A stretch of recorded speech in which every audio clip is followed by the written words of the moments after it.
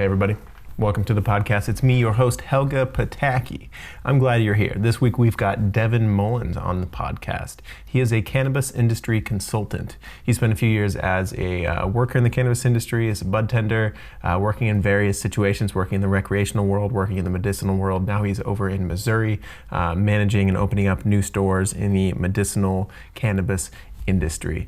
He's knowledgeable. We're really trying to bring a beginner's mindset to this episode and try to just kind of describe where we're at in the cannabis world and kind of what the experience is like for a newcomer. So if you are new to marijuana, new to weed, new to cannabis, new to pot, or you just don't know too much about what's going on in the world of it, we kind of covered that sort of area now and some basics. So I hope you enjoyed the episode. We did have a couple cutouts. We had a couple times where we lost connection, so I did my best to try to stitch the episode back in. It's not the typical audio quality you are used to. It's certainly not insufferable by any means. It'd be totally fine. You probably wouldn't notice it much if I didn't mention it, but nonetheless, it's worth it to me to say something about it. So, hope you enjoyed the episode. If you did, consider subscribing, liking, commenting, wherever you do listen to it at. If you could just hit that one button, that little 5-star, that comment, that follow, anything just real quick. I don't want to take too much of your time, but it is greatly appreciated. Any interaction you have with the episodes, it helps the algorithms kind of give them out to more people and lets more people hear the podcast. If you are just listening to the episode, know that the episodes are actually available on YouTube for visual as well. So if you want to watch the episodes, if you want to watch us yammer on, feel free. It's on YouTube, Jacob from the Internet, or just search the Junkyard Love podcast. They'll pop up. I also post clips and trailers on my Instagram, Jacob from the Internet. So check those out. Yeah. Hope you enjoyed the episode. We'll see you next time. Peace. What is it? So is it a lot of people with like headaches, back problems? Oh yeah. Yes. It's everything. It's from, you'd believe from neuropathic diseases to, fibromyalgia to headaches and migraines to, anxiety, depression. It's an endless list of things that it benefits people in. Reality is...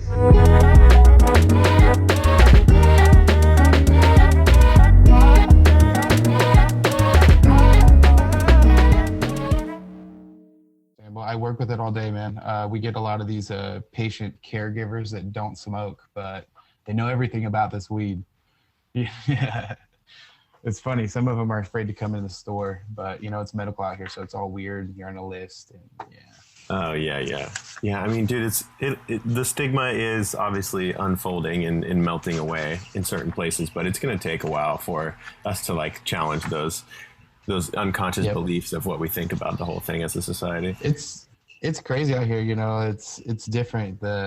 It's a bunch of farmers, like old school farmer dudes out here, and now they're like, yo, this pharmaceutical is too expensive and I'm not paying those ways. So they come back to weed and they're like, they try it out and they love it. It's awesome, dude. Hell yeah, dude. I mean, smoking weed out on a farm, just chilling out by yourself, mowing the lawn. That's a good day right there, man. Right. Yeah. Yeah. All right, bro. I'm ready. Do you have any questions for me or anything that you want from me? Nope. Just let me know if I do too much. If I'm gonna try and filter myself out. I mean, I don't think I'll cuss too much. I'm pretty good about it. You good, depending bro. on where I'm at in the conversation. Yeah, it's not the Disney Channel. You're good, buddy. You feel free to just be yourself. Don't even worry. Don't worry about tiptoeing around. It's not like I've got like this playing at schools or anything. You're good, man. Just be yourself. Cool. Welcome, folks, to the Junkyard Love podcast. Today, I'm here with my friend Devin. What's up, man? How you doing, brother? I'm swell, man. I'm swell. I'm super pumped. I'm pumped to have you on. We've talked about this a couple times before, and I feel like every day you just get more knowledge into your brain about this whole field. So it's great to finally get you on here and just pick your brain about this whole thing. Yeah, man. I mean, it's every day, still to this day, it's like a new day of new knowledge that comes in, whether it be from patients or, other growers or, just other users. And it's pretty awesome, man. It's growing more and more. It's so cool that it's becoming more legal because that means more research and more studies for us to know this and get our knowledge. Yeah, exactly. I mean, even the anecdotal stuff that you get just walking it, like people walking in the door, explaining maybe like their desires or their, psychosomatic symptoms or their ailments, like whatever they got going on. You get to like learn, oh yeah, I had this guy 2 weeks ago that came in and he also had headaches and this strain helped him, whatever it is. You're kind of connecting the dots of the marijuana behind it, the growers, how they grow it, what it is about that certain strain, that, and then eventually, we'll be able to really connect these to like our psychology as humans, like what strain affects this way and why. And it's gonna be really cool, dude. So much stuff, man. I mean, literally, you just put it all, like that is exactly it, and that's why this is it's an industry I don't know if I'll ever leave now. I'm so in love with it, and passionate about it, and truly enjoy it. It's hard not to have a good day. I love that. If that makes sense. Yeah. I mean, and that's contagious too, honestly. Like when you walk into a store and the people working there are just like, they're happy. You could tell they're enjoying their job. They're just kind of, BSing with people who are like-minded about things that they enjoy. They love learning about the product. Like you can feel it. It's a comforting space to walk into a lot of these stores. So it's very rewarding. And like, back to you said, I feel like it's a patient zero. I'm right there with the people that are telling me these things that this is helping with, and this is as close as it gets to science without science. I'm not doing anything, no chemical anything, or no, nothing like crazy scientific about it. I'm just telling these people that these terpenes and these different compounds and these flowers will help you with certain things from experience of other patients. Right. Yeah, I mean, it dips into psychology more than just like science in a lab, rather. Exactly. Yeah. So okay, well, so dude, give me the lowdown. You can give me the long form too. We're here. We got some time. What is your like background in this area? When did you start? What have you done? Like, what led you to where you're at? Yeah. A quick little thing. I mean, weed has been a part of my life since I can remember.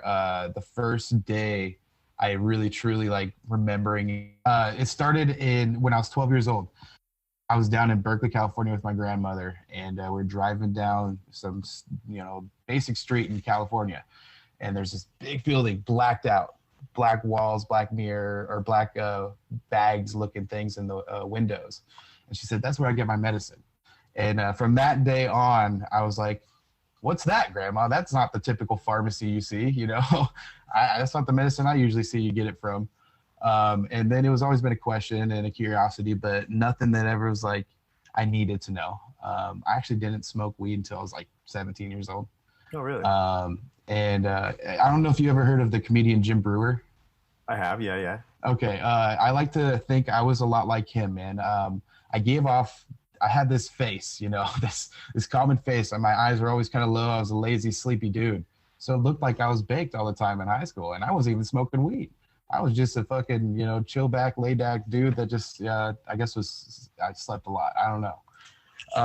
But back to that, I started smoking in high school after, what people say is a common breakup, your big breakup. I was like, I'm going to smoke weed, not even realizing the amount it would, or the impact it would have on my life from then on, in a good way, in a very good way,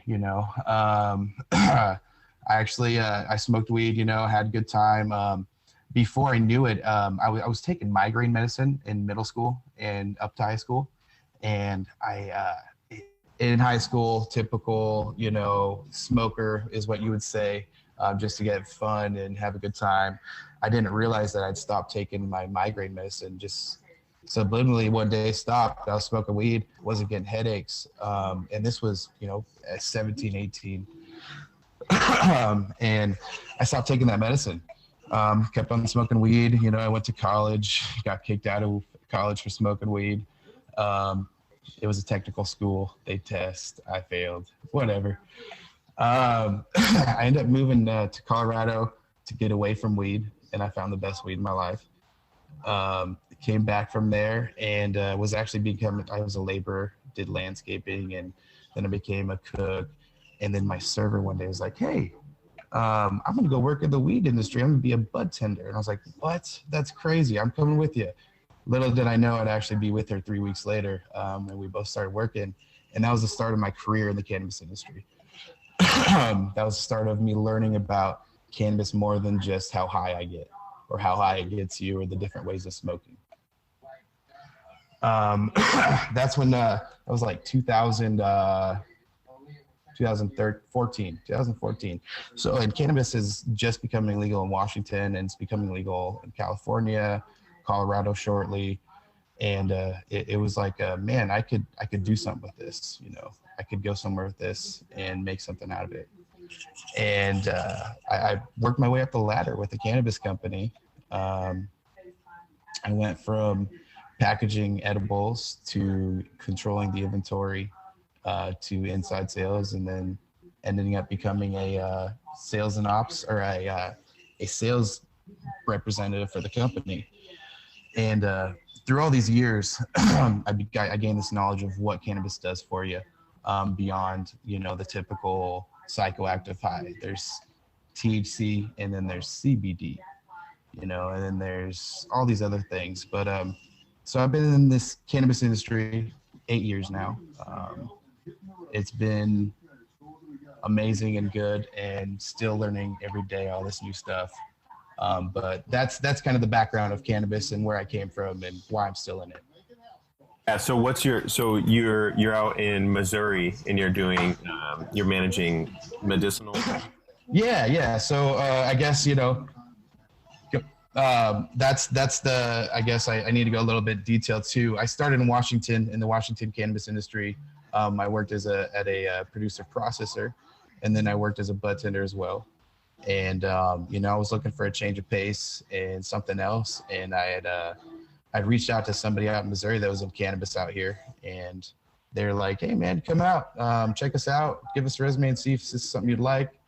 And we're more about just we're more than just selling cannabis. We're trying to be more on the education and the patient's first side. We want to offer knowledge and education to these patients and help them with these certain illnesses and ailments. And they thought that I would do great with helping them with that. My experience and knowledge in cannabis. And yeah, I've been out here since January, and I started in March. And it's been good, man. It's been really good. The rewards of helping people with these certain things is beyond anything you can imagine. So do you get people who don't really know, like, you know, like some old lady or something that walks in there is like, I have no idea about weed, but my grandkids told me to try it or whatever. Like what do you get? Like people who are really knowledgeable out there, or is it just, I have no idea about this, but I heard it'll help? Or everybody, you wouldn't believe it. You know, me coming out to the Midwest, when I first moved out here, I had these dealers selling me this weed. This is the most expensive weed I bought in my life. You know, and I get the same people that were buying weed, and then I get these people that are like, I didn't know they still sold weed on the streets. And I get these people being like, I didn't even know you guys were illegal yet.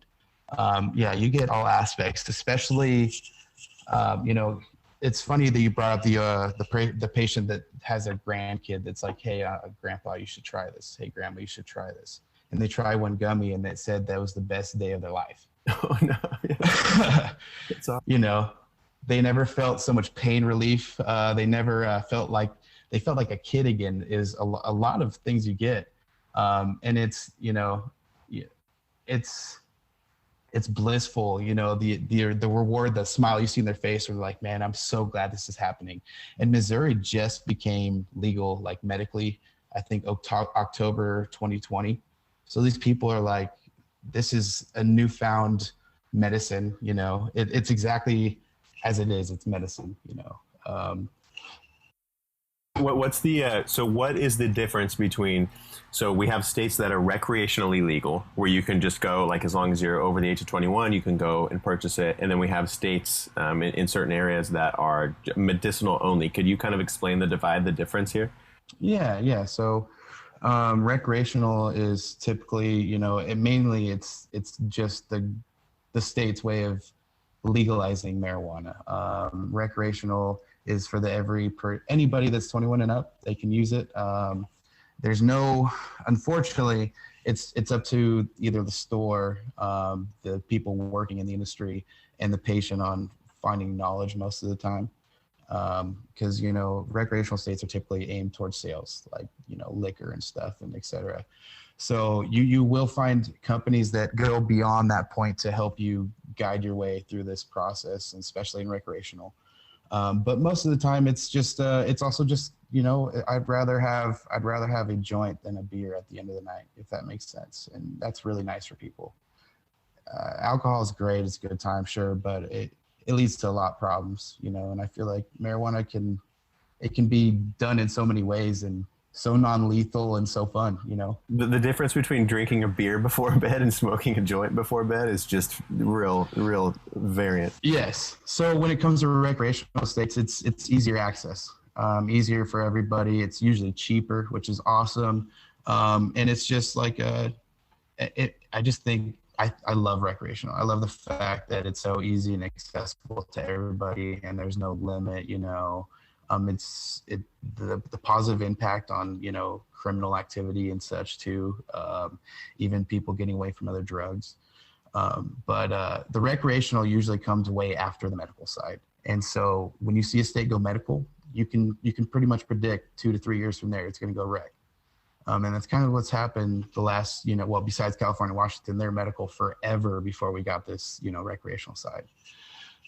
So when it comes to medical, it's a lot harder to access. You have to find a doctor, you have to get a referral, and then you have to be approved by whatever state agency is, you know, controlling that medical marijuana. And here in Missouri, in one example, they don't do anything easy for the medical marijuana patient. It's all online. They don't send you anything by mail. It's all email. And I get 95, 96, you know, 80 and above is a common patient. 80 years old and above is a common patient in the medical industry. Because, you know, they're the ones that really need it as much as everybody needs it that qualifies for it. And any person in the world can use it and benefit from it. But the medical side is definitely a lot harder. It's a lot more regulated. And it's difficult, but it's also it's nice for the people that need it, and it's kind of like a path, you know. It's a path to start. So what is their process? Like, they go in, what are the typical ailments that you find people? I mean, I don't know how like sharing or forward people are about why they're coming in to get it from you. They don't exactly have to tell you, you know, they just have the card and they can buy it. But just from what you hear through friendly conversation, what is it? So is it a lot of people with like headaches, back problems? Oh yeah. Yes. It's everything. It's from, you know, you'd believe from neuropathic diseases to, you know, fibromyalgia to headaches and migraines to, anxiety, depression. It's in an endless list of things that it benefits people in. Personally, it helps you with anxiety. You know, there's cool things about this weed and marijuana and cannabis that really that I wish more people would know, and I hope becomes more knowledgeable amongst like the major media, I guess you could say. And you're seeing it too. You are seeing it too. And this is my scatterbrain. Sorry, Jake, and sorry the listeners, but my scatterbrain goes back and forth. Yes, but no. When it comes to those patients and those certain illnesses, you know, I had, we're not supposed to talk, you know, beyond HIPAA laws, so I have to refer to them as patients, obviously. I get chronic migraines, and I haven't since I smoked marijuana.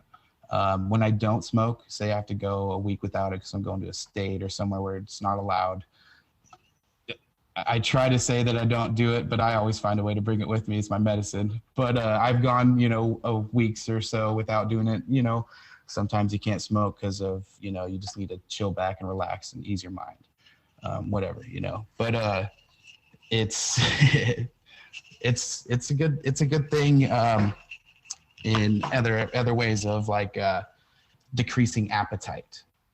Getting your energy going, getting you up and going for the day. You know, it doesn't always have to be a sedating or a relaxing, a lethargic, get high, relax and mellow out and eat food. It can be the complete opposite. And that's the knowledge I want people to know, Yeah, dude. Yeah, because and I definitely wanted to dip our toes into this water pretty heavily because, so my experience with marijuana when I was living back in Washington, I was smoking a lot, smoking fairly often, and it wasn't at all because we have this typical stigma. I think we're a few years past the stigma, but maybe it's around for some people of this. Oh, you're just gonna get high and watch a movie, and you're gonna eat chips on your couch, and just gonna whatever. And cool, like if that's what you do, like hell yeah, man, do it. But power to you. But so me, it would help with anxiety. It would help me get present. It helped me, I would smoke and I would do yoga. I would smoke and I would go run 10 miles. When it comes to fitness, athleticism, smoking a little bit of weed before is so great. It gets you both in your mind and out of your mind, or if you're going to read a book or something on Audible, if you're going to go for a walk, there's all these different applications. You could be like, oh, here's these things that I normally love to do, or here's these things I normally love to do with other people. Let me try to do them solo, and let's add a little smoking to it. I'm a person who likes solo smoking more than I of course enjoy a good social setting, in the right set and setting, the right environment, the right people around me, where I feel like just comfortable, don't have to put on any mask or anything like that, just smoking in those environments, but mainly solo. And I had a lot of good benefits from it. It helped me a lot with my depression, helped me a lot with my anxiety. And being able to, I feel like in Washington, in states that are legal, you're so spoiled because there's just so many different strains, and there's just so many different applications for those strains. And you walk into the store and you're like, hey man, I'm going to go skydiving later. Do you have a strain for that? He's like, I got you. And you're like, after that, I'm going to go eat a pizza and sit in my backyard. And he's like, oh, I got a strain for you. You tell me. That's spot on. Yeah, right. Okay, so explain that, that whole side of being able to recommend to people, based off of, they come in, they have a certain desire, they have a certain emotion, you're actually able to kind of fill it. Like, oh yeah, I actually do have a strain that's perfect for what you're going to do. So when it comes to this is what I should have started off in the beginning, and that's my scatterbrain. I blame it on / my ADHD and some of the cannabis I may have smoked this morning. But when it comes to cannabis, every person in the world, every human being has an endocannabinoid system. It's a system in your body that is meant to recept these cannabinoids. So every person in this world has this system. Believe it or not, every person that says, I could never smoke weed, it's so bad for you. Well, your body's meant to have it. Evolution made us like a whole puzzle piece. Like, here, if you just put this right here, it's perfectly. Yes. And the crazy thing about that is they don't teach about it in college. You'll go to college for 10 years, spend $100,000 or $200,000 as a pharmacist to be pharmacy. I don't know what you call them. I'm horrible at this stuff, but to run a pharmacy and be the head pharmacist guy. In order to do that, you have to go to college for a certain amount of years and do this. They don't teach you anything about the endocannabinoid system. That blows my mind. How do you spend all that money and not learn that something that's almost the biggest part of one of the biggest systems in your body? That's crazy. It's a good example of how our law system kind of pushes against the truth of science, and it kind of muddies the waters of science, and it's kind of messed up actually. But yeah, go on. So in that aspect too, the government, when they did their research, they would grow this weed. They would grow this shit brown weed. Excuse my language. This crappy weed. Yes, nickel fritz. And they would grind it up with the dirt that they grew it in. And then they would test that. And that's how they would do their research on cannabis. And that was back in the day, but could you believe that? And that's the research that we've had through the government. Now, you can correct me, and there will be podcasters and listeners, I'm sure, they'll be like, well, go ahead and do your research. You'll find out. But I'm horrible with explaining these certain things. I'm good at some things. But when it comes down to it, the government did a horrible job of doing research on cannabis. They turned it into a Schedule I drug and made it impossible for people to really benefit from it up until recently, which is great. So back to that part, the endocannabinoid system, everybody has it. Everybody has these cannabinoid receptors. If you're a listener, look it up. If you don't know it, it's awesome. It'll spark a light in your brain. What I do know about these receptors is certain cannabinoids affect these receptors, THC and CBD. THC is the psychoactive cannabis compound or cannabinoid. CBD is the non-psychoactive cannabinoid, cannabidiol, and then THC is tetrahydrocannabinol. They're awesome things. They're the main compounds you find in all cannabis plants and matter, and most of all. The most beneficial one is both of them together, believe it or not. One without the other is great and can work for you in certain ways, but they work better together. These things affect your endocannabinoid system in most of the time a very positive way, depending on who you are and how these certain strains affect you. So that's kind of like the knowledge you should know when you look up cannabis, endocannabinoid system, and then from there it'll spark you these other things. It'll spark THC, CBD, and then the further you get to it, you'll get to the terpenes and terpenoids. That's the shit that is what we're going for, if that makes sense. That's the therapeutic. Go ahead. Oh, no. So I just wanted to, I definitely want to get to terps and terpenes. I want to elaborate on that. But just so just finishing up with the endocannabinoid system. Yeah. I remember watching a YouTube video, actually. It was like, it was probably 10 minutes long, wasn't very long, and it completely blew my mind when I first learned about it. And then I think I started watching TED Talks or something about it, started watching people talk about it. And it's so interesting that it's not a more known thing. It's one of our main systems, and it's just like, oh, well, it's illegal though, so we pretend that it's not actually there. What? Like, we have so many different things that could be helped and solved, and so many ailments that could be cured, or alleviated rather. So yeah. When it comes to what is while we're right here, what's the difference between CBD and THC? Like, obviously THC is psychoactive, it gets you high. CBD, if you just take CBD alone, it has 0 THC, it does not get you high. You feel totally fine. What are the effects that have you had just CBD by itself, and have you noticed like much of a calming effect? It's very subtle.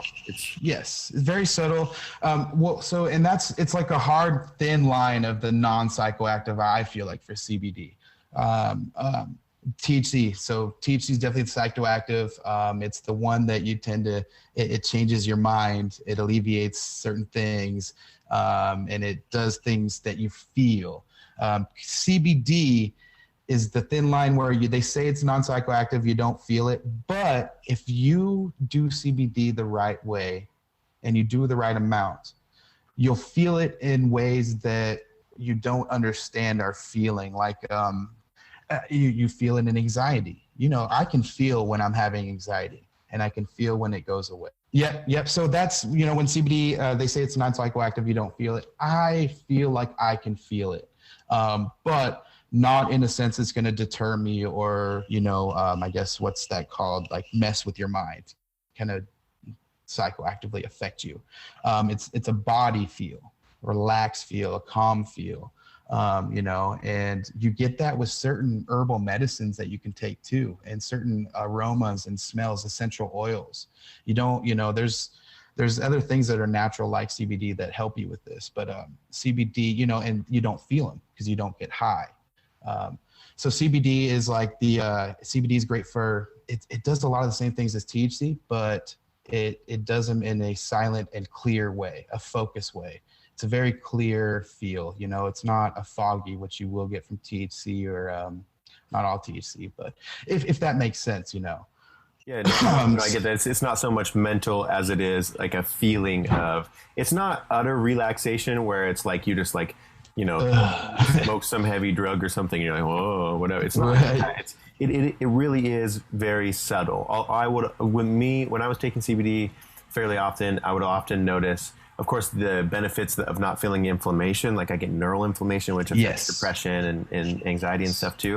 But outside of just the inflammation and all the benefits that we get from the alleviation of that with CBD, I feel I would notice kind of at the end of the day, like, oh yeah, like I wasn't overly worried about stuff today, was I? Exactly. It's not that you are suddenly, you take it and you're just waiting, or you take your little tincture, you take your gummy, and you're just like, do I feel anything? It's not like that. It's you hit it on the note. You hit it on the nail, man. That's to the T. That's it. And like, with certain medicines and certain things, it doesn't happen right away. You don't lose 100 pounds in a week. Maybe unless you shave it off or something, you know what I mean? You don't take certain medicines or certain, herbal remedies and they just instantly take it away. with CBD, it's one of those things over time, and the more you use it and the more it gets into your body, the more your body starts feeling it and really using it to its power.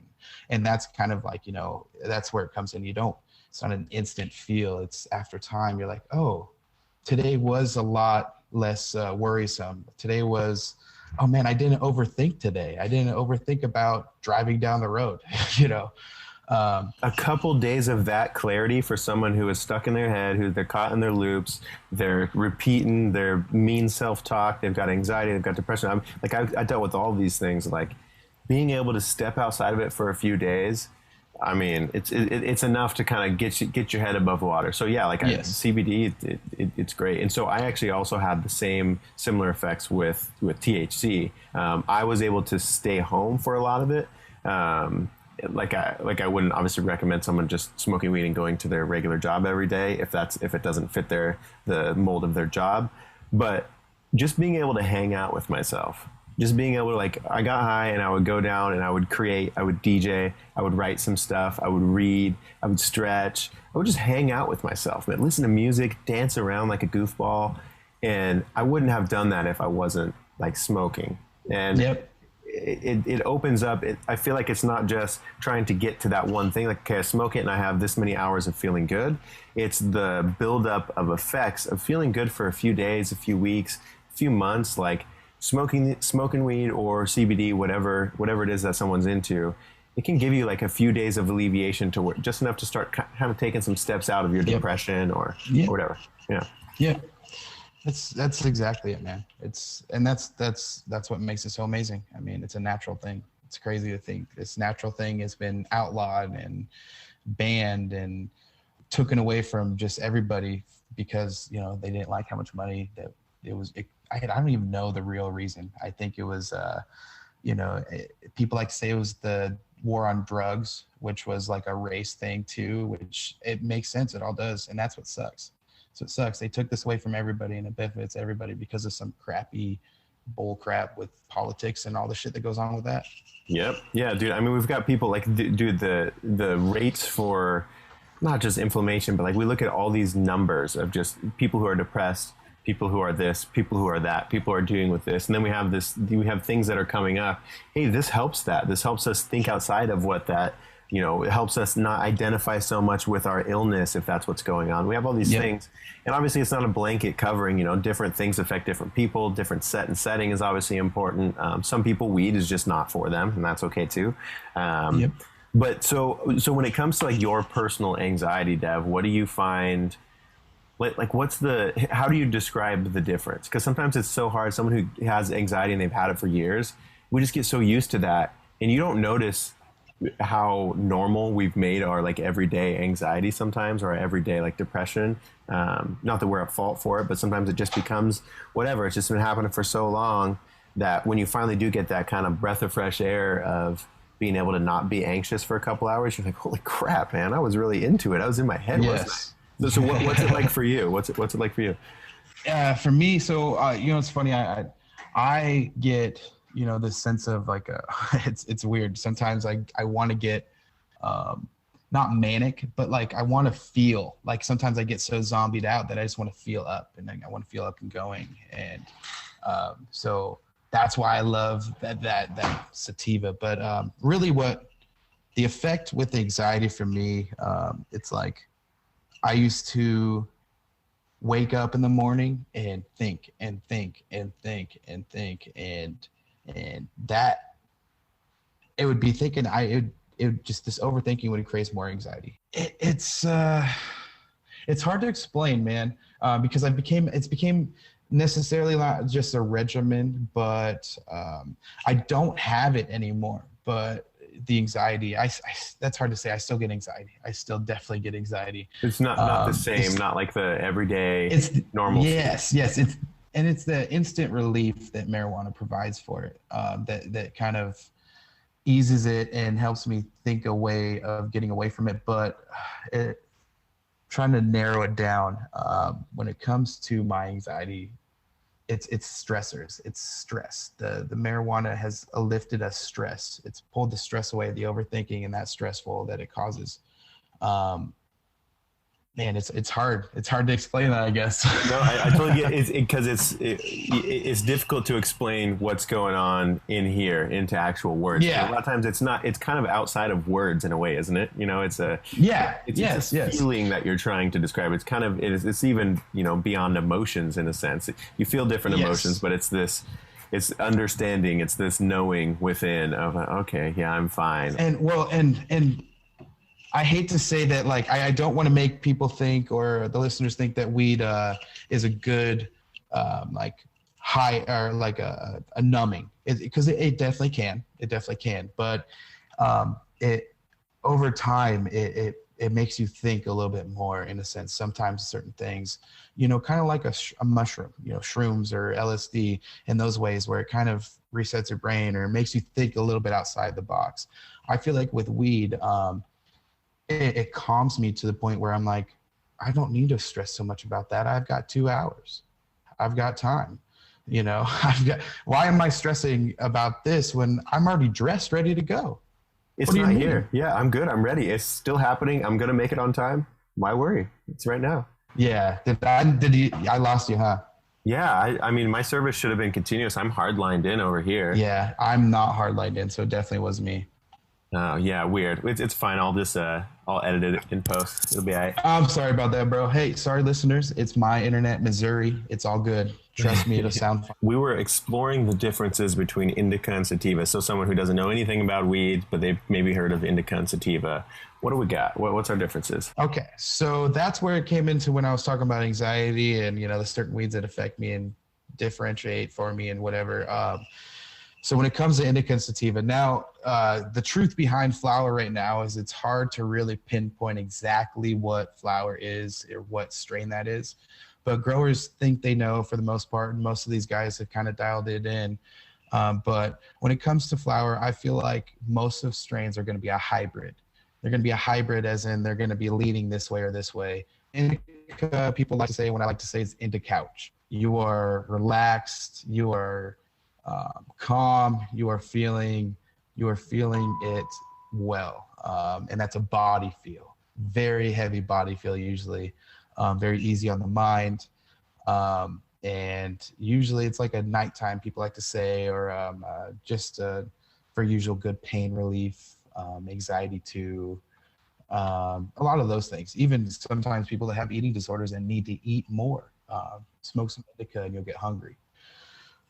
Sativa is usually known, or what people like to refer to as like a daytime and upper. If you're, in some places, it's energy, it's uplifting, it's awakening, it heightens your senses. It's a cerebral high, a head change.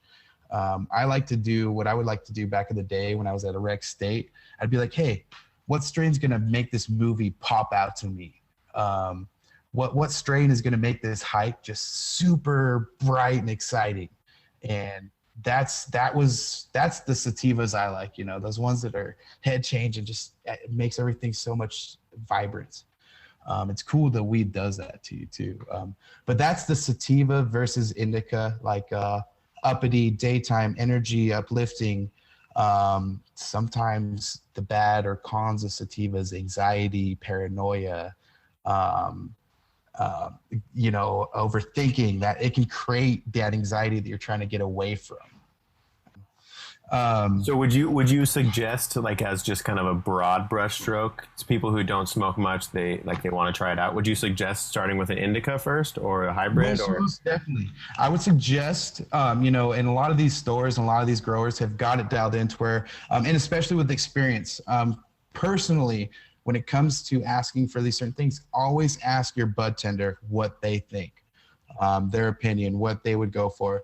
Now, sometimes you get the ones that try to upsell you, find you something, but most of the time, bud tenders are really good and they'll give you that, I like this. And, the personal experience is what I prefer. But when it comes to a new beginner smoking, I like to, or in our industry right now, we beginners that want to smoke. We get beginners that want to eat or even vape or, topicals. So I would definitely start, if you're going to smoke, a good hybrid or indica leaning, so you don't get too in your head. And that's where people get that paranoia with sativas. They might have smoked for the first time and it might have been a very good sativa and it got them racy and their mind going and they're like, nope, never doing this again. And that really sucks. I don't know how many people I've encountered that have experienced that. And, it's the ones that give it another chance and have the right knowledge or somebody that's giving them the right knowledge that can make that a little bit better and easier on them. Yeah, and also not like smoking a whole joint at your first time, or like if you're a homie who smokes and you have someone else trying it out, or you're giving someone some weed who doesn't smoke very often or really ever, like, dude, just tell them to take a tiny little hit. It's all they need. You're good. And if in 20 minutes, if they don't feel like that much, maybe take another one, whatever. But you don't have to strap to the moon, man. No. Yeah, don't go give somebody, the beginner, a fucking dab and make them hallucinate and not know who they are. I mean, I've experienced some crazy stuff, I mean, I've dabbed a lot, but I still get those first time giant dabs that like wreck. Oh. Yeah, well, we want people to enjoy that weed. We don't want them to go and try it and not like it. I don't want my friend to smoke something and never want to smoke it again because it didn't hit him right, hopefully those listeners are nice to their friends. I have some friends that I might give something, but they've experienced it. They'll be fine. No. Yeah, they're veterans at this point. Yeah. That's the thing is you want to, you don't really need to go, you don't really need to go full bore. And it really can be honestly like a scar, like almost a traumatizing thing for people. If you do just smoke a crazy ton out the gate, like and also setting. That's a big thing with like psilocybin or LSD or even MDMA. A lot of this research they're doing at MAPS, the Multidisciplinary Association for Psychedelic Studies.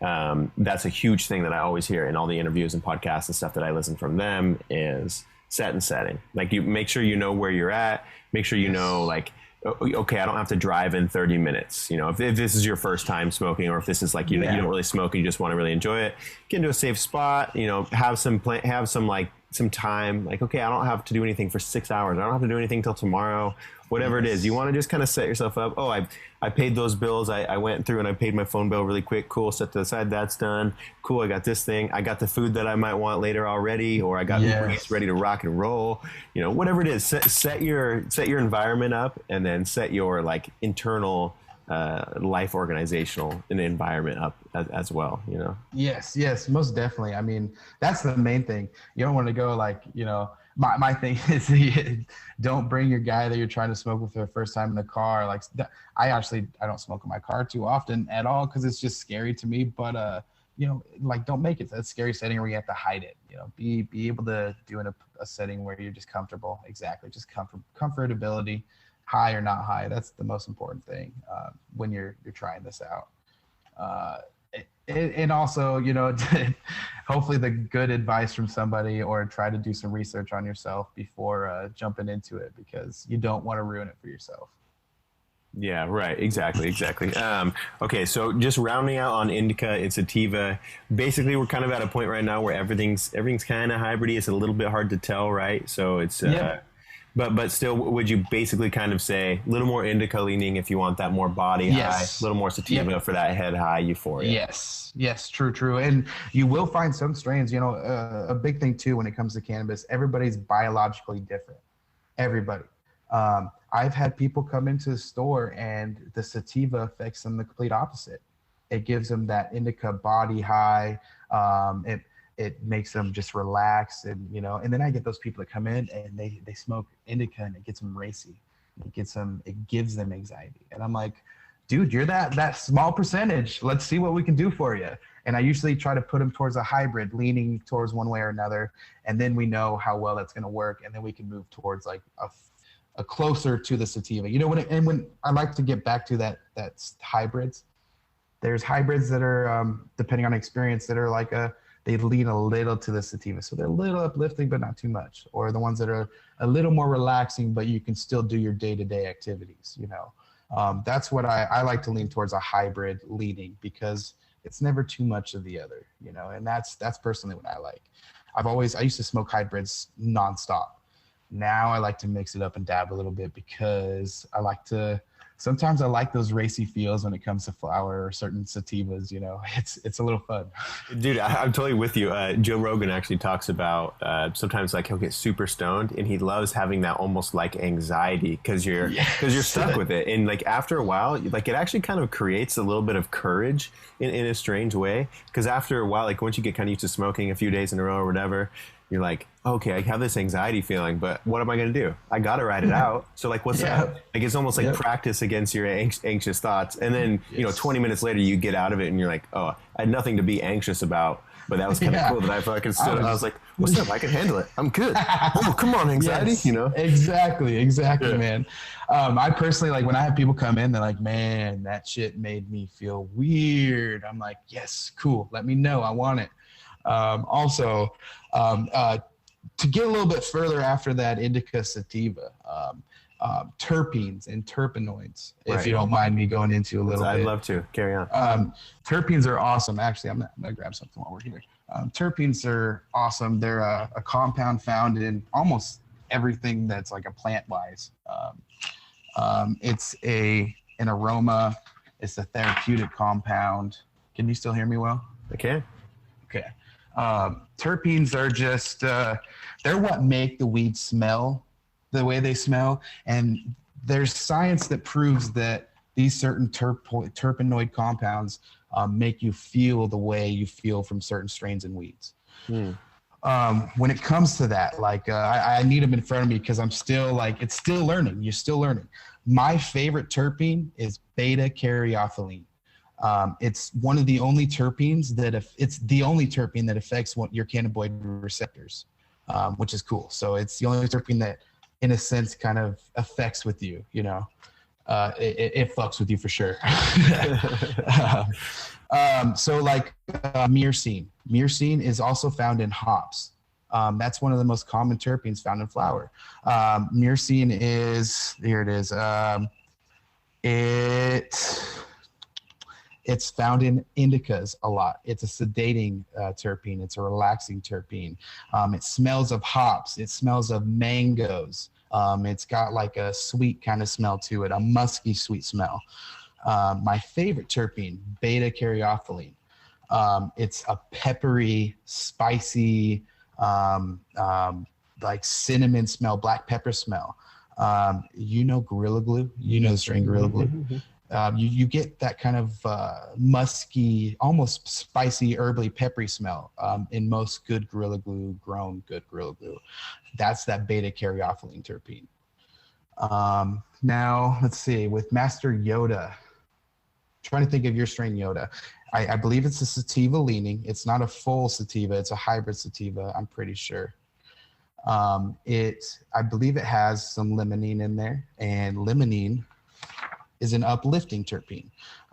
It's a citrusy smell. Not all, not super citrusy, but just like a hint, It's limonene. So limonene is also, believe it or not, it's an antibacterial and antifungal terpene. So it's beneficial in other ways than just, you'd think in alleviating, your mind or your body. That's what's cool about terpenes.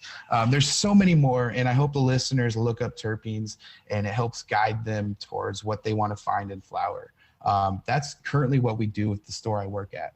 We list all the common terpenes, some information about them, what they help with, anti-inflammatory, anti-cancer, pain relief.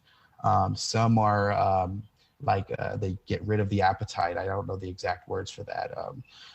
Some of them are great for depression, anxiety. Terpenes also are, that's the smell. That's that smell you get in that flower. So you're already getting terpenes when you smell it. That's cool as shit. Terpenes affect you through that way. And then there's science that proves that it affects you smoking and intaking it smoking ways. I don't know the whole science behind eating terpenes. I think it's more of the smell that affects you and your senses. Right.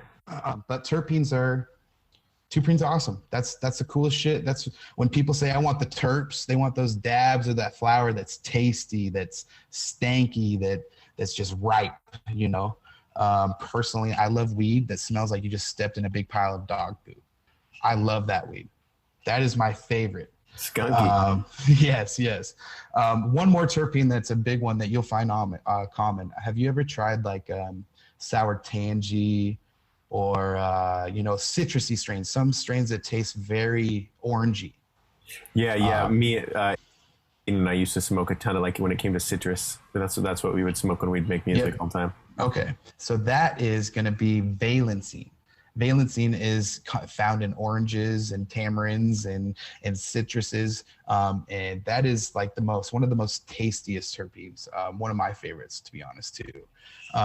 There's another one, terpenoline. Terpenoline is when you get just straight terpenoline in a bottle and you smell it, it smells like some really good recreational drugs. Think of diesel, listeners. Awesome stuff. But that's what's cool is this is all found in flower, in bud, marijuana, and it's so cool and fascinating. And when you open this up in your brain and you get into it, you find out certain terpenes that work better for you, and why certain strains affect you these ways better than others. And that's the coming to an understanding of flower and how it works for you or what it does for you. And that's what I'm trying to get at when it comes to patients. I want to find something that works and you know why it works, Right. Dude, and like we're like guinea pigs in the coolest way though too, especially the legal recreational states, because as time progresses, over the next 30 years, we take all this, new data of, so this terpene affects the anti-inflammatory response. This terpene affects people with depression. Okay, and we have all this data, which may be kind of anecdotal in a lot of ways, but then it'll start to build on actual like intellectual. I mean, like you guys are just going to keep getting smarter and smarter behind the counter, educating the people who go in. Because like, dude, think about when you go in to buy some booze or something. I'm sure if you go to the right liquor store, a lot of these people probably do know a good amount. Oh, hey, that was distilled in this place, and that's from Germany, or this is that sort of thing. But when it comes to kind of this, there is this innate medicinal, enjoyable happiness, joy part of buying weed. And as we get more information, the bud tenders and the people who are like supplying us with the weed and the knowledge of it are going to be able to know more and more. Yep. Yeah. So it's just really cool where we're at as a society. As we get farther and farther along this path, it's going to start opening up different sides of this that we didn't even really think about before. Like all of the different things we can now help and individualize. And hey, based off of a study of 6,000 people in Washington, 25,000 people in Oregon, this many people in California, they smoked this strain and it helped them with this. Yeah, it's freaking great, man. It's so awesome. Exciting. It's so exciting. So where do you see where do you see like the future of? We're here in 2021 towards the end, but do you see, would you say within the next, let's say 10 years, maybe even 15, you think it'll be federally legal nationwide? Oh man, that'll be a thing. It's funny you bring that up because I still talk to my friends, like all my close friends and just anybody we get in this conversation with. But I used to say like within 5 years, about 5 years ago, that it was going to be federally legal. I thought a lot of politics would make it happen, but I'm surprised it hasn't. But I believe in 10 years or less from this year, we will be completely federally legal. I really believe so. I think every state is becoming more medically legal, and then from there is just recreational, and all the states surrounding these states, are opening up and becoming more apt to it. I think Idaho and a couple other states might be the last ones to ever go fully rec, but you can find CBD in just about every state. That's a start. That happened quick too, I feel. Yeah. The unfortunate thing of CBD is everybody tried to get on it and inflate it. And I don't hate on CBD too much, but I hate on CBD companies that are, ripping people off at the CBD amounts that they're selling. When it comes to CBD, you need a good amount. Most everybody, 10 milligrams a day, I don't think will do you too much. Just CBD. CBD is just, you got to be careful with CBD, don't buy it from the internet. If you do, make sure to do your research on that company you're buying from. You know, that's the biggest thing. That's why you can't buy THC online. It goes through rigorous amounts of testing and you know, certain tests that make it that you need in order to be able to smoke it. You know, tests on microbials and bacteria and minerals.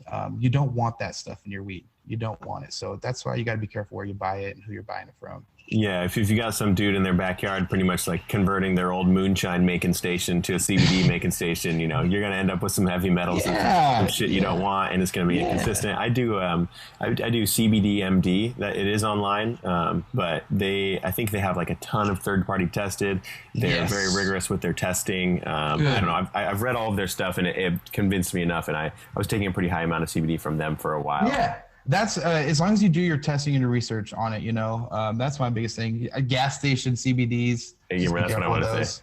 Right. You know? Yeah, because I think a lot of people, you know, because if it's maybe I'll try CBD, and then you're going to, you know, get a pack of gum or pay for your gas, and you're like, all right, let's try that. If that's your experience with CBD, you might not have really experienced like the benefits that you could be experiencing. Just like we were talking about, if your first experience with weed is like smoking an entire like really heavy sativa, you might be sent to the moon and have a bad time. You also don't want to be buying that gas station CBD and saying that's what represents the calming anti-inflammatory effects of CBD connecting to our endocannabinoid system. So definitely be careful. Don't buy those cartridges from the gas station, because you know, that's what was on the news a while back with people passing away from, you know, these certain vapes. Yeah, that's the gas station stuff. Be careful. You know, as much as you want to be careful with jewels and nicotines, everybody each their own. Just be careful. I love y'all. Just be careful. I feel that. All right, man. Well, what do you got going on in your world? Like, what's your continuation on this journey? Like, you're just going to keep learning, keep taking opportunities, keep teaching people. Yeah, my goal obviously is to stay in this industry for as long as I can. I would love to be like a consultant and a consultant in many ways, whether it be helping a company or a store startup, or helping patients find the right medicine, or certain recreational people find their right medicine and stuff. But my goal is to obviously just gain as much knowledge as I can. I would like to try and be in other states. I want to see how these other states do it. And that's kind of why I went to Missouri. You know, I seen how Washington does it. I got to see how Oregon does it. Now I'm seeing how Missouri does it. And then from here on, it's the next state. You know, New Jersey's opening up. New York's becoming legal. New Mexico. It's not going away. So I plan to stay in it, and, you know, maybe we'll have a podcast another, you know, however long from now, and see where I'm at and what state I'm in next. You know? I would love to. We can do a 5-year reunion for the next whatever year. Devin in Cannabis. Where's he now? You're just like some scientist in a lab in Louisiana somehow. Oh man. Oh yeah, I'm researching how CBD affects your placebo, you know. Yeah, something super complex. Yes. Yeah. I love that. I don't know. I'm hoping. I've been kind of asking a lot of people around here in Texas what they think, what their opinions are, if they think that they see it becoming legal, you know, the next 5 years or whatever. A lot of people seem to think that Austin in particular, will find a way to legalize the recreational use. And then from there, you know, we'll see what happens to the rest of Texas. But Austin itself is really this blue chunk in a red state, you know. I see that. I hope, man. I really hope so, because I know right now in Texas, it's like a felony if you have a gram of concentrates. That's ridiculous. Yeah. It's still rigorous. It's still pretty tough. I want to say that the Delta 8 is still technically legal. It's in this very foggy in between. It might like by the time this conversation comes out, it might not even be whatever. But it was legal, and you could still order it like online or whatever. Wow. Delta 8, which is Delta 8 is derived from the CBD plant in hemp, not from the THC 8. Yes, so it's THC 9 is the molecule that is in regular like weed that you buy that has the euphoria and the psychosomatic symptoms. But THC 8 is the molecule derived from hemp, CBD, and it is a little bit different of a high. Delta 8 is definitely I feel like it's more of a feel. You know, what they do is they basically take this CBD or hemp derived CBD, and they alter it and they alter it to give this other effect. I'd say be very careful with Delta 8. Any listeners that are trying it out, I've tried it personally myself, and I didn't feel it too much. And I think it's because I'm an avid user, and I know certain things to feel for maybe. But I've had some people take it, and it affected them in a bad way. It was more than they expected, and that's the scary part. And it's because it's so new. There's not a whole lot of, nobody knows much about it, and we know where it comes from, and we know where it comes from and what it does. But when you alter something, it's going to create a different effect. Yeah, starts getting a little iffy there. I know. I got mine from. I had gotten mine a while back from 3Chi Delta. It's been a while now, but 3CHI or 3Chi, something like that. I don't know. And I looked through. I was on Reddit for a long time researching, and it seemed like it was something trusting. I mean, don't take my word for it. Please do your own research, whatever. Yes. But it seemed like it was good, and I did enjoy. It was really cool to smoke it and really just kind of contemplate, how does this feel differently than a regular THC high, and how does it affect me, and how long does it last? Like it's just like with any strain, where it's very fun to me to explore, like, oh, what does this strain make me do? Oh, does this strain make me want to go outside more? Does it make me want to do this? Does it trigger my anxiety? It's kind of the same thing. But yeah, so Delta 8 it's pretty much weed, but there's less traceable amounts of THC in it. So some people would recommend it for states that are legal. Yeah. And it's cool. It's cool that they're coming out these things and these certain, other compounds of CBD or cannabis, because it's a legal thing. It makes it easier access, and it almost, helps people kind of get into this other alternative medicine, cannabis, period. And once they open their mind to that, the door's open. Let's see what else is out there, and let's go check out a store and see what they can tell us. Let's move on from the gas station and see what somebody that sells this for a living can tell us. And that's cool to me. That's the positive side of Delta 8 and CBD and gas stations. Is it's more normalized. It's another touch in people's faces and their eyes. No doubt. No doubt. Well, okay. So last thing I would like to do is just I have two more quick things. Last thing before the last thing would be someone who's never smoked weed, or maybe they've never purchased weed in a recreational state even. It might be intimidating to walk into a store. You don't know what you do. You don't know how you do. You don't know what you're talking about. You don't want to sound like a knucklehead. It's kind of the same intimidation we get going to like a new gym a lot of the times. It's kind of intimidating. You're like, I don't really know how to work out. That's a picture of someone doing that, so I guess I'll follow what they're doing. But when it comes to walking into a recreational state and you want to try something, what's the best experience? Like take us through this. We walk in the door. What happens? What are we looking for? So you're going to walk in, and I'm going to ask you, hey, what are you here for? And you're going to usually tell me, if it's like a recreational activity, or if you're going to tell me it's a certain thing that you're trying to achieve or feel. And I'm instantly going to be like, well, I've got plenty of ways to make this happen for you, in recreational or medical. I'm going to show you these flowers and these products, obviously, but I'm going to ask you too, what do you like? What do you want to experience? Do you want to taste? Do you want to feel? Do you want to see, what are you looking to achieve? And there's so many things people are coming in for. And then I ask you, what you're not trying to achieve, because I want to set you up with the right thing. So I want to make sure and ask you, what do you want to stay away from? What kind of feeling do you not want to have? And then I also ask, what your experience is with this stuff. If you had none, then I ask you, what brought you in here? And usually it's a relative or it's a friend. And I ask them, and then it leads to the conversation where they say, yeah, I've never tried it before. Well, actually, I hit it one time with my friend that told me to come in here, and I trust him, so I came in, But even with those beginners that are coming in, just ask questions. Tell the bud tender, this is what I do want. This is what I want to feel.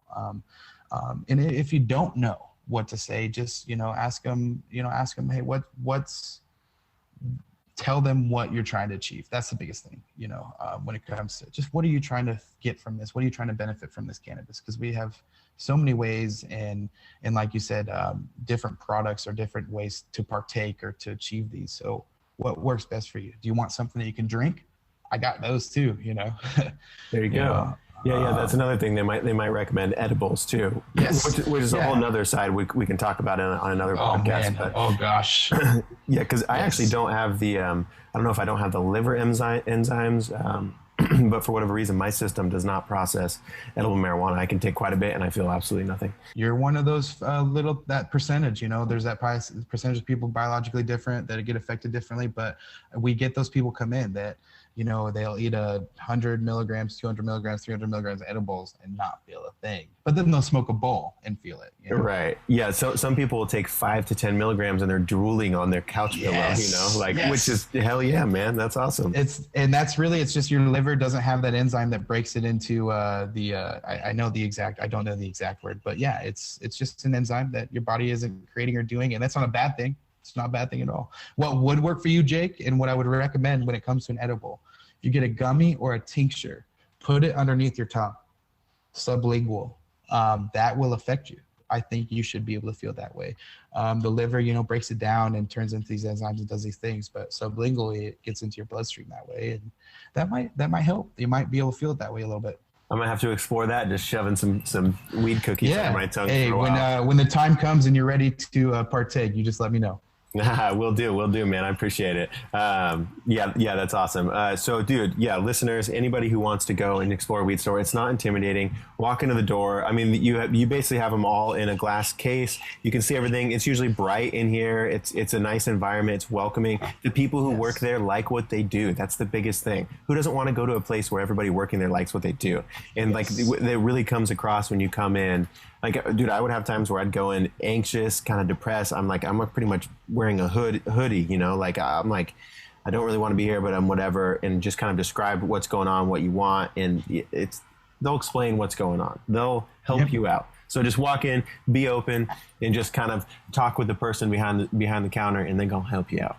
I like to think of it like Planet Fitness. There's a no judgment zone, man. You know, come in here and feel free to be yourself as much as you can, because we're ourselves and we just want to help you. You know, we just want to help make your day better or brighter. Yes, 100%. All right, Dev, I appreciate you so much. Thank you for your time. This one last question that I presented as the question before the last question would be, what does the world need more of right now? Ooh. The world needs more love. Just more love, man. More love for everybody.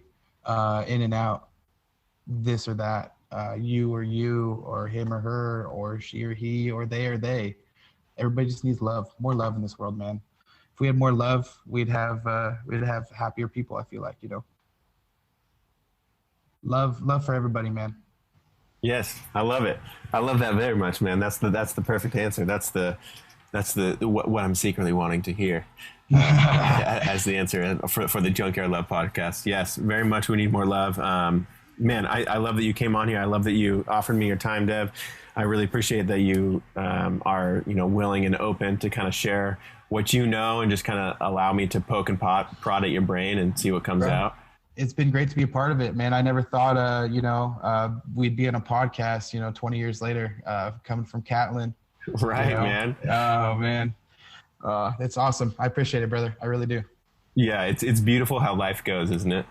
Yeah. And you're in Texas. I'm in Missouri. This is, Yeah, who would have thought? Like even if you asked us 5 years ago, like, where are you going to live in 5 years? We wouldn't say Missouri or Texas. But here we are. Not at all, man. Not at all. Here we are. Yeah, bro. It's been great, man. I really appreciate it, Jake. Thanks for letting me be a part of this, man. I hope listeners liked it and they can get some light bulbs glowing off in their head about cannabis and terpenes and, help them guide their experience. Yeah, I love it. Thank you for your expertise, man. Thank you for your wisdom. We'll definitely have to do a round 2 of this in the future. So we'll see how it pans out. Sounds good, brother. I appreciate you. All right, man. You have a good rest of your day. And listeners, you have a good rest of your day as well. Take care of yourselves. If you're going to dip into the weed world, trust yourself. Setting. Just take a little bit. Listen to the person behind the counter. Do some research. It's this wonderful, cool world that can open up. So, don't be afraid of it. And if you haven't drank any water today, you're a total piece of turd. You got to drink some water. Get some water in you. At least a bottle. Come on. Yes, at least a bottle right now. Leave this podcast right now. It's about to end right now. Go chug a bottle of water. Dev, I appreciate you, man. Yes. Later, Jake. Later, bro. Pour it down your throat. That's what you're gonna say. No, I was gonna say put half in your bong, get some fresh water, and then throw the rest down your throat. Bro, that's so perfect. That's so perfect. Yes. All right, man. Have a good rest of your day, bro. Later. You too. Later, bro. At what age do we learn to have better conversations with ourselves?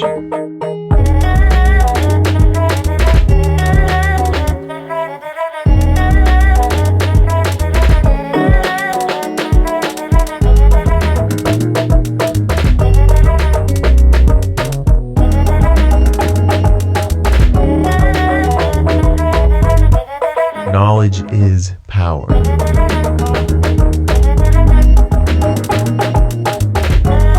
Reality is